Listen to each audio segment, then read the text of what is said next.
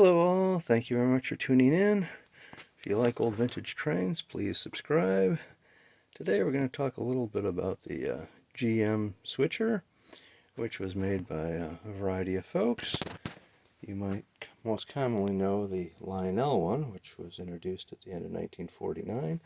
This is the bell ringer in extruded plastic, injected mold plastic molding, which there are thousands of them made, and over the course the mold was made, probably hundreds of thousands, if not millions of the engines were made.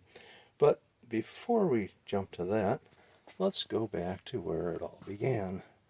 Bob Smith in Central Locomotive Works of Chicago, who was under commission under the Santa Fe to make engines that replicated the Santa Fe line for the Museum of Science and Industry layout, was commissioned to do the PA and then ultimately the SW.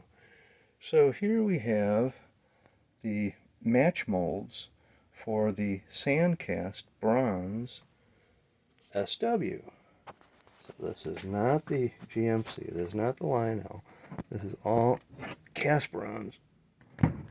Weighs a ton, has a Pitman DC number 70 motor in it, which drives back here, and shaft in this way to drive the front power trucks here. So all bronze construction. And this is sand cast from this mold here. This just recently came from Bob Stevenson of Stevenson Preservations, but this was used as ramming into the sand, French sand, to get your castings for the side, and then this match plate here had the additional pieces. You have the front and back castings for the switcher here. Here's the nose. Unfortunately, the truck casting is missing from the match plate. But Matthews from GMC, General Model Corporation out of Wheaton, Illinois, got wind of this and got a hold of Adams and twisted his arm to get the model, and then came out with his model here, which is die cast. So this is the end of 47, early 48. This came out late 48, all done in die cast. Beautifully done. There's your universal motor there in the center. And of course Lionel, the leader, always from the rear, came out with theirs in the end of 1949. As you can see, they're all basically identical.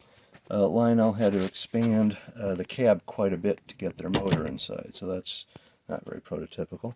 But as you can see, all of them pretty much line up to be the same size-wise.